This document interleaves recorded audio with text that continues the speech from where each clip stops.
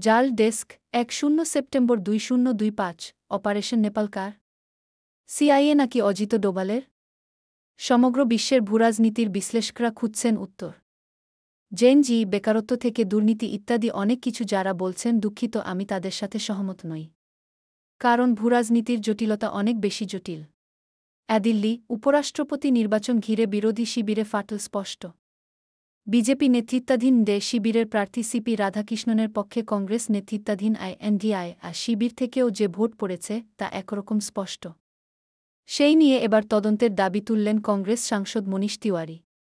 শুধু তাই নয়, উপরাষ্ট্রপতি নির্বাচনে টাকার বিনিময়ে ভোট কেনার অভিযোগও উঠল। লাহান ডেস্ক সোমবার সুপ্রিম কোর্টে শেষ হয়েছে রাজ্য সরকারি কর্মীদের ডিএ মামলার শুনানি, ডেয়ারনেস অ্যালাওয়ান্স। বিচারপতি সঞ্জয় করল এবং বিচারপতি প্রশান্ত কুমার মিশ্রের বিশেষ বেঞ্চে ডিএ মামলার শুনানি হয়। শুনানি শেষে রায়দান স্থগিত রেখেছে শীর্ষ আদালত। মামলার রায় কোন দিকে যায় সেদিকে নজর রয়েছে সকলের।